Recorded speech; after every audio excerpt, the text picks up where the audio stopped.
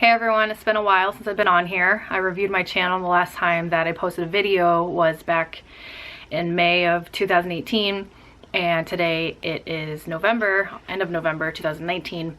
The last video I posted was of the failed embryo transfer. I thought it was the end of the road back then. I thought it was the end of the road because the intended parents said that they only had one embryo and that if it didn't work, then they're just going to accept that this is just not for them. So after actually, like, within that week that we got the news that it was not successful, my intended mother called me and she said that they wanted to try again, and they took I think like that weekend they found another egg donor. They got the ball rolling really quick on their end, and the IVF clinic took a little bit to create the embryos. Obviously it's a very busy clinic. So then they had I think they started with like 9 good eggs, and then they fertilized them, and then there was only 3 or 4 that came back okay, and then after they did the testing on them, only 2 were of like the top quality. And so one was a boy and one was a girl, and they decided to go with the girl. And so so that the last embryo transfer was October, I believe it was October 18th, and my dad actually came with me to Maryland for that trip, so that was fun. And he likes to say the joke of how he's the one, maybe the only dad, or of the few dads that saw his daughter get knocked up. He was in the room, but he was in the waiting room, was not comfortable, and neither was he to be actually in the room for the procedure. Really short procedure, but just still rather having privacy. So then we found out that, you know, it was successful. We had the 2 blood tests. They came back pretty high, actually. Yeah, high enough that I was concerned that it might be twins. Thankfully it was not. And then I had the ultrasounds. Everything was on point, just amazing. And then the intended mother came out during the 18-week ultrasound, where they do like the whole anatomy scan. And this whole entire time, you know, we're thinking girl, and she picked out a name, and like when she arrived in America that Friday and the ultrasound was on Monday, she told me Friday that, oh, we went on a hospital tour as well on that Friday or Saturday, and she told me the name, and it just fit. And it was just nice, you know, to, instead of, you know, the surrogate baby, to have a name for him or for her. And so then Monday comes around and she goes with me to the ultrasound appointment, and the ultrasound technician asks, you know, do you know the gender? Do you want to know the gender? And we said, we already know it's a girl. And so she's going through the scan, and then she asks, you said this was a girl? We're like, oh my God. Yes. And she said, nope, this is definitely a boy. And it was just striking, of course, news. This, like, for 18+ weeks we went thinking that it was a girl, and now it's a boy. And the intended mothers, I was waiting for her to flip out, and she did it. It was like shocking, of course, all over her face, obviously. But then after she kind of just like registered the information, she didn't even care. She just wanted a healthy baby, and he was, like, during the anatomy scan, he was 100% healthy. He was completely fine.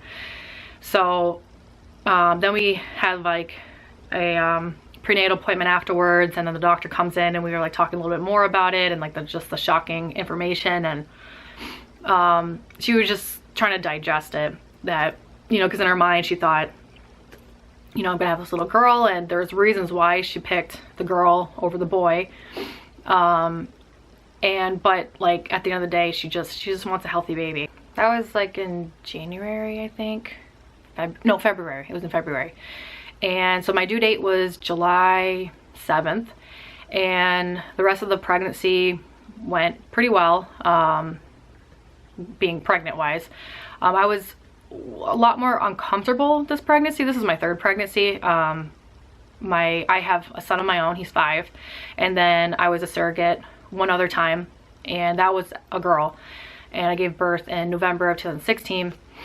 And this pregnancy was just a lot more uncomfortable. I had like a lot more leg cramps. I just felt heavier and just bloated. The morning sickness in the first trimester wasn't so bad. It lasted till like 24 weeks, but like it was really mild though. It was more of like annoying than it was like vomiting. I think maybe I vomited twice. But like with the first two, I was pretty sick. Like, with the first surrogate baby, I was even on medication. So it's weird how like every pregnancy, of course, and you hear it all the time, how every pregnancy is different. The pregnancy went okay. It was like nothing. Actually, I think during the end, my feet were very swollen, and my right leg as well. But every single appointment that I went in there for the prenatal appointments, I asked them like, can you look? And they said they're fine. They're just, you know, just swollen. And they took my blood pressure. That was fine. Like I never had my feet swell up like that. So it just looked really weird, and my shoes were uncomfortable. But other than that, like it went pretty well. The thing that was most difficult was my personal life. Shortly after I gave birth, my ex-husband and I got a divorce. So going through all of that through the pregnancy was difficult. We're okay, we're good, we're really good friends, but of course it's, you know, it's still a divorce. So that was pretty difficult to deal with. Also, I was a week overdue. So the intended mother came out end of like the 3rd week in June, and the baby was due like July 7th. So she came out 2 weeks before, and I was so sure that he was going to be here early. My son was born 40 weeks and 2 days, and then the first surrogate baby was born 39 weeks and 2 days, like a week earlier, and my water broke with that one. And I just really thought he was gonna be there soon or earlier, because of just like how I was feeling. I kept getting contractions, and there was like a lot of false alarms with him. Like there was one time like I was getting ready to go to the hospital, like packing my bag because the contractions were getting so intense, and then they just stopped, and it just got so annoying. And then so then, you know, the intended mother is like constantly looking for updates, of course, because she's trying to rearrange her life of where she's at, like living, and she wants to be close to the hospital. And so she like moved around like where she was staying like a handful of times. And then her husband came out, and like the week of July, like the July 1st, I believe. And then he was also getting frustrated, and that was annoying because he made a comment when we were out to breakfast one time of how basically it was my fault, and I just didn't know how to respond to it. And so like I don't know, in my head at that point I was just like, you know, you're almost done, just get it over with, and then, you know, get your life back together, and you know, just close that chapter. And so another thing that was, now that I look at it, I kind of look at myself like, what was the big deal? But like when you're pregnant, of course, all those hormones and everything just really clouds your judgment and your mood. And especially with being 1 week overdue, with a huge baby too. The baby was 10.8 pounds and 22.5 inches long. And I didn't realize of why I was so uncomfortable until after I delivered him. And even the doctors had no idea that he was that big.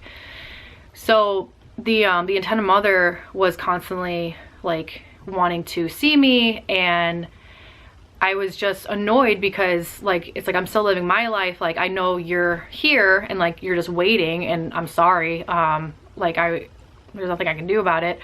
But it's like I was still working full time, still, you know, a mom. I also got a puppy. He was supposed to be ready after the birth, but then he, like, I don't know, he was just ready sooner. So I wasn't expecting that. So I'm like 40 weeks pregnant, working full time still, just daily stuff that us moms go through. And so like when I'm done with work, I would just go home and just like crash on the couch because I'm just exhausted. Like, it took all of my energy just to get through a day. And she wanted to see me, and I just wanted to just be left alone. I just wanted to, you know, just do my thing. And then like once the baby was here, you know, and then I don't know, like I was just left less uncomfortable, and I didn't want to tell her like of how uncomfortable I was, because she would get really worried. Like when I told her about my swollen feet, it was like a joke that I made, and she went home and Googled swollen feet and like just freaked out a little and was like messaging me, like asking me to go to the hospital and like to get it checked out. And I'm like, no, swollen feet are normal in a pregnancy. They, you know, I've told them every appointment, and you know, so that settled her down, of course, and she like apologized. Just knowing how she was, I didn't want to share with her of how uncomfortable I was, and she already felt so bad with me going 1 week overdue, and she kept like asking if there's anything, you know, she could do for me. And I appreciated it, but I'm like, I'm good. I just need to get through this. That's just how I am as a person. I don't ask for help a lot, and really independent. So like I'm good. And like I understand she wants to help, of course, and like she's just trying to be there in any way that she can. And that's another thing too, is like we barely knew each other going into this, and we learned a lot about each other through the pregnancy. But like I think she finally realized, you know, that I just need to just do my own thing. But like now I look back at it, I'm like, why didn't you just go to breakfast with her, you know? And I did finally see her, but it was just, you know, just a lot to deal with all at once. So then the week of the due date, or the actual due date, comes around, and he's not here yet. And I remember having the prenatal appointment, and they said like, they checked my cervix, and I was 3 centimeters dilated and I think 70% effaced. And they said like any day, and I asked like, is there anything that we can do to get this moving along? And they said, nope, like your body's done this twice before, you know, you've gone natural twice before, like we don't want to do anything to increase the chance of having a C-section, which I completely agree with, and I appreciated. But like at the same time, I was 40 weeks pregnant with a big baby, and I just wanted him out. So I was asking for inductions, and like, you know, like what they do, you know, like if 41 weeks does come here, and they said that they wouldn't let me go past 41 weeks. So they said, so this was a Monday, I believe the appointment was, and so they said, okay, well this Friday we'll schedule it so that, you know, like 7 a.m. in the morning on Friday, you'll come into the hospital, and like we'll get the inducement started then. So they said if by 5 to be there at 7 a.m. yeah, so if 5:30 comes around and we don't call you, you're good, like come into the hospital and it's gonna happen that day. So it's 5:30, I wake up and I start getting ready to go, and it's 5:45, and I'm like, yes, like today's the day, it's all gonna be over after today. And they call, and there was overnight there was a good amount of C-sections that happened, and like all the staff was tied up with it.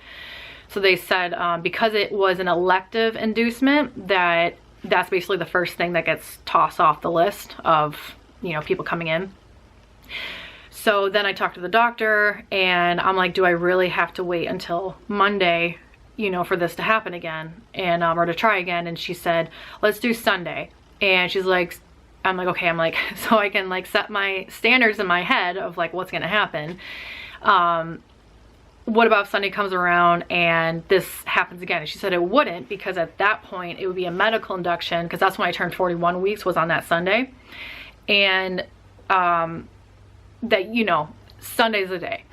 So it was just annoying. Like, I know it's like 2 more days, but 2 more days when you're that pregnant, it seems like an eternity. And I just felt defeated. Like, I just cried, and I just wanted to be done. And so I think I just like chilled on the couch like both days. Like, I was just, I don't know, I was in a really dark place. I was just done with everything. I wanted to be over with. Another thing that I dealt with during this pregnancy was I had a lot of anxiety, and I feel like it has gotten worse with every pregnancy that I've had. And it started with Broly, my son, when I had him. I would never get worked up over anything, and when it comes to him, I just get worked up. And especially like if I'm out in public and there's a lot of people and he's around, like I just get worked up. So I remember that I'm gonna break down. I remember that Sunday saying, you know, goodbye to Broly before I went to the hospital. And I felt like it was the last time I was ever gonna see him, because like things happen, you know, like when you're giving birth. And I don't know, like I was just so like just nervous about what was gonna happen, because you really just never know.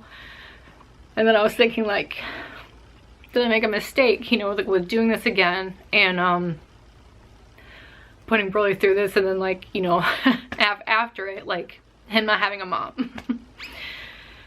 So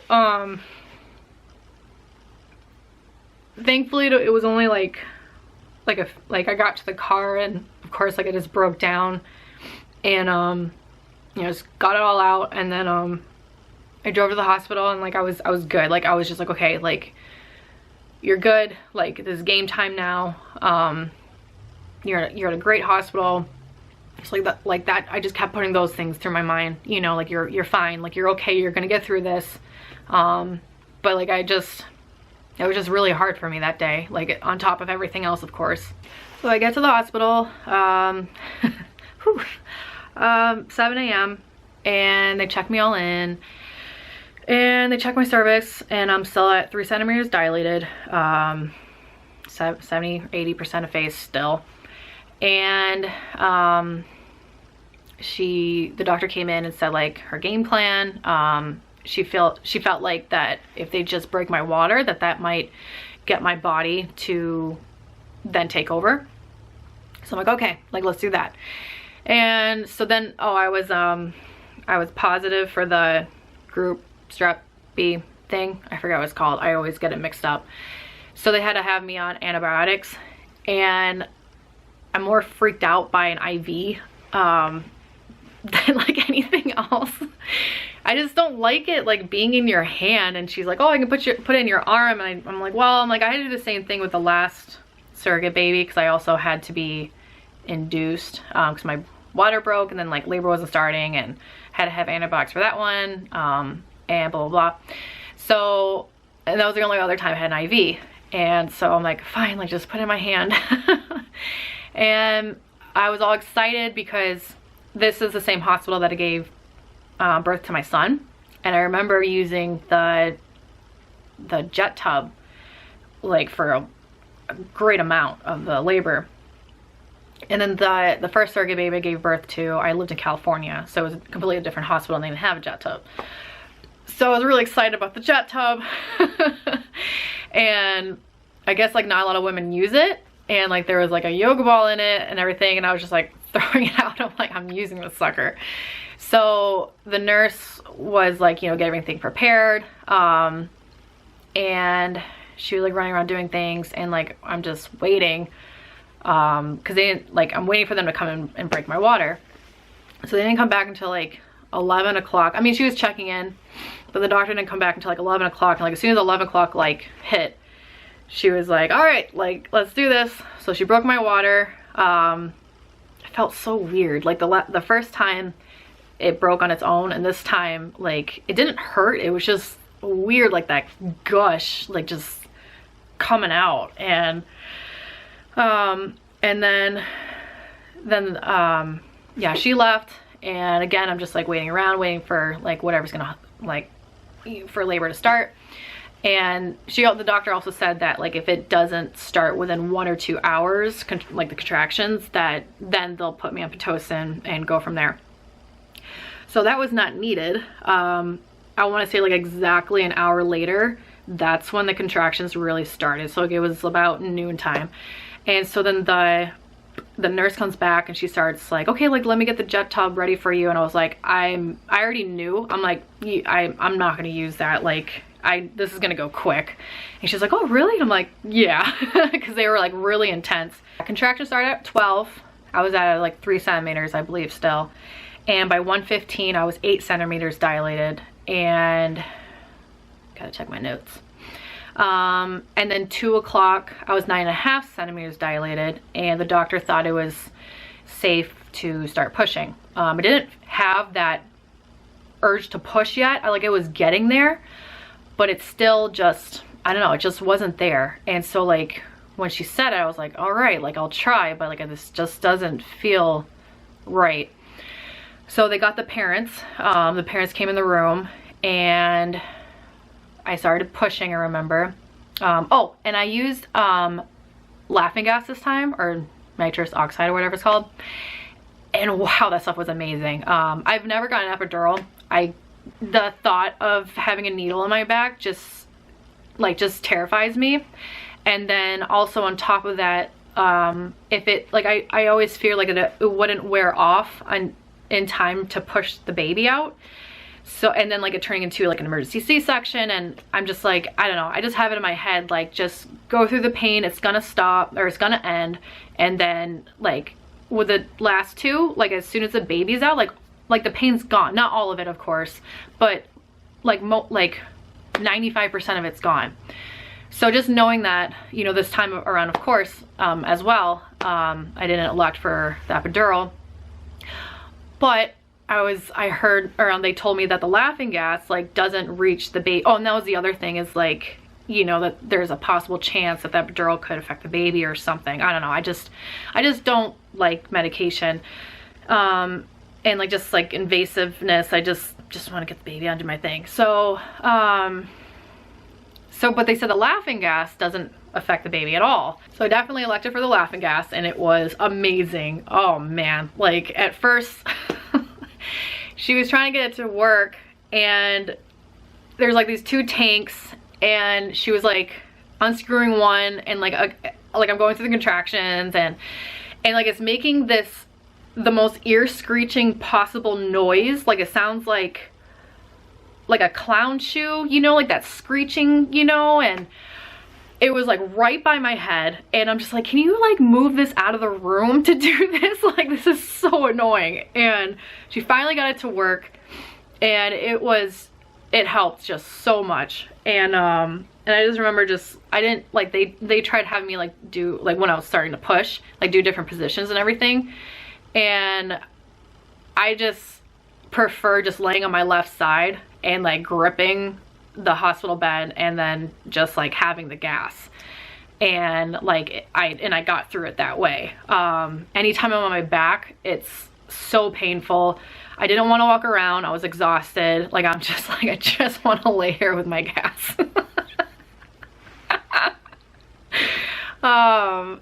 So yeah, so I start pushing at 2 o'clock. Parents are in the room, and I think it was like pushed for like 45 minutes, and like just, and I like, I was pushing hard. Like I was like beat red in the face, and like I could feel my double chin like coming up, and I'm like, I just don't want to see myself right now. Like, oh, I can only imagine. And the doctor like could not figure it out of like why he was coming down slowly, but she's like, okay, she's like, well, let's like labor some more. So they removed the parents from the room because I didn't want them to see me going through that pain. So they removed the parents, and yeah, for good like 35 minutes. They come back at like 3:20, and again I'm pushing like so hard, and the doctor was like, this is not you, like you are doing a phenomenal job, like no one could push harder than that. And so then finally at 3:46 his head came out, and I remember, and I will always remember, the look on the doctor's face and all the nurses, like was like, holy wow, like they didn't realize how big of a baby it was. And so then I get his head out and his shoulder got stuck, and I'm not like, they're not telling me anything. I felt like that, you know, obviously that push of like, you know, and it's after you get the head out, like that's the hardest part, and then like you kind of, you know, like a little pushes to get the rest of the body out, and they're not telling me anything. And then like when they saw that the shoulder got stuck, like a swarm of nurses came, and they're like pushing on my stomach, and I'm like, what is going on? And I finally just like didn't yell at the doctor, was like, do you want me to push? Like, what am I supposed to do? You're like, you're not telling me anything. And she's like, yeah, push. I'm like, all right. So I started pushing again, like we were able to get them all out. And I didn't see any of this. Like when I'm going through labor, you know, all 3 times, I just kind of go into my own world, you know, just to get through the pain. And the nurses were like, that's a huge baby. And I'm like, what? I'm like, no, because a week ago, on that Monday appointment, they felt my stomach, and they were like, oh, he's a good like 6 pounds. So I'm thinking, you know, like maybe 7-8 pounds. And so then they weighed him, and I still have not seen the baby, because he wasn't crying afterwards, after he came out. So there was like a lot of like, you know, a staff around him, the parents were around him, and I'm like trying to see him, to see like what's going on, and there's just too many people in the way. But I remember seeing the number on the scale, and it was like 10.8. I'm like, what? And then finally I saw the baby, like there's, you know, enough people moved out of the way, and he took up the whole entire like incubator. And I was just like, how the heck, like my belly wasn't even that, like it was big, but like not that big. And the doctor even looked at me like, where were you hiding him? And I'm like, like, cause I know I carry small. The first 2 pregnancies, I thankfully didn't get any stretch marks on my belly, but this one, like he left his mark. And I'm still using oil to get those suckers to go away, or at least fade or something. And yeah, just did not realize how big of a baby he was going to be. So then, like after, felt like a lot longer, but I would say like 30 seconds, I would say, finally heard him cry, and like everyone like sighed relief. There was like bruising on his face a little bit. It wasn't too bad actually. And like he was just, you know, just kind of shocked because of how long I was pushing. But he was completely fine. Like his little shoulder was a little hurt. But other than that, he was completely fine, just a big baby. And it just makes me wonder, like, if they were to induce me, you know, like a week before, if he would have been like around like 9 pounds or something, and then like maybe his shoulder wouldn't have got stuck. But then it's like, then you think, okay, well, induce, you know, they say like if we induce you, it raises the chances of having a C-section. So I don't know. I'm glad with how it turned out after all. So then the parents, yeah, he was good to go, like pretty quickly, like within 10 minutes. And then they helped the parents go down to their recovery room, or the baby's recovery room. And then the nurses like attended to me. I was bleeding more than they would like to see. I was in the delivery room for like 2 hours after.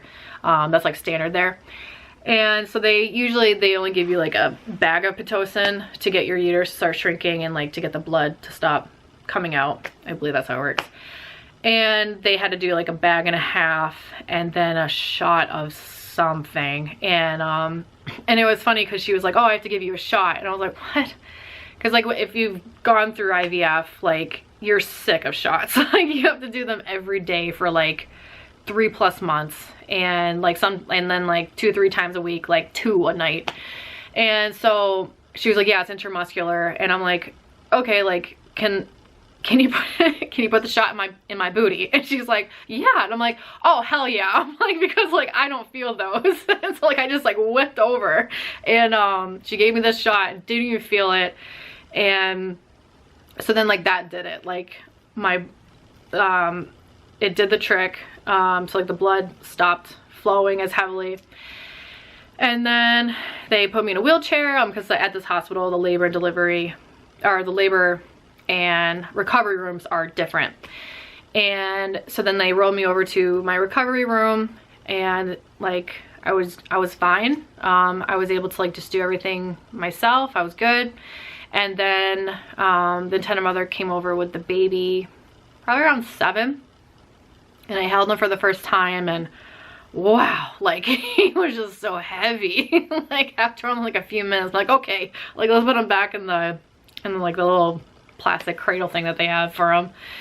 And it was just awesome seeing, you know, the mother's face. Like she was just so joyful, and it was awesome. Like I think after like the few weeks of frustration that we had of like, you know, him not coming, and it just got washed away. And so then she went back to her room, and then I just recovered, of course, in mine. I felt so good to take a shower and be able to see my feet again. So I went home 2 days. Yeah, he was born on Sunday, July 14th, 1 week overdue. And then I went home on Tuesday, and that was it. I saw them. Oh, I did pump for the baby, which is cool. Like my health insurance covered the pump. And so yeah, so I started pumping in the hospital, and I continued for, I want to say 3 months. So I just stopped about 6 weeks ago, maybe, or something like that. But so the intended parents are foreign. So they were only in the United States for only like 3 weeks after the baby was born. And then they went home. And then during the 3 weeks that they were here, I would, you know, provide the breast milk for the baby.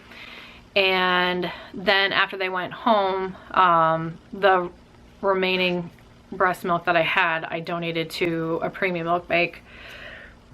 And yeah, pumping's just, gosh, it's so annoying. I think it's like the cleaning of it, and it's just like, yeah, like it takes up just so much time. So like after that was done, I was just so happy to be done with it. So yeah, that's pretty much it. And then like a lot of changes happened after the baby was born. Obviously, like just saying, you know, being able to say goodbye to them, or to the parents, finalized the divorce. Corey bought a condo. So during like the end of the pregnancy, like, you know, I was trying to help him with that, and I'm actually still living with him. I live in the basement, which isn't bad. You know, we still get along, and we're co-parents now, so it's nice to show our son that we're able to still, you know, be okay with each other and make this work, especially for him. So hopefully that'll pay off one day. And yeah, I got a puppy. He's super cute. This is my puppy. His name is Onyx. I got him the very last week of June, I believe. So I just woke up from a nap. He is so awesome. He's like the biggest cuddler. He's so sweet. He's 7 months now. And what else about you? Yeah, he just lives down here with me. And how old were you when I got you? Yeah, I think it was like 9 weeks when I got him. I wasn't expecting to get him until like after the birth, but like the store was like, nope, like he's ready to go now. So he is my push present to myself. I've been wanting a dog for a while now, because I have a cat, but she just does not want to cuddle at all. And I just, like, I don't know, after, I thought like it would help a lot with having something small to take care of after after the delivery. And what better than a cute little puppy. But yeah, that's about it. I still hear from the parents, which is really nice. They send me pictures of him and how he's doing. He's completely healthy. He's at the 98th percentile of weight and height. And it would just be amazing, like, if he becomes a rugby player, like, that'd just be awesome. But we'll see. But yeah, he already has his bottom 2 teeth. He's 4 months now. And yeah, they're all just super happy and just thankful, and that's about it. Thank you if you've made it this far for watching. I was thinking about doing some other surrogate related videos of, you know, just everything that goes behind the decisions of, you know, just everything that goes behind the decision and the process, and like financially what it's like, the reality of it, other things I just have in mind. But yeah, that's about it. Thank you for watching. Subscribe. I do plan on doing some videos surrogate and non-surrogate related. Just haven't quite figured it out just yet. Still trying to find just kind of like my place in life right now. I feel like I'm in a huge fork road in my life of like what the next step is, but I miss doing these videos, and whenever I do them I feel fulfilled. That I don't know, it's like a creative outlet for me.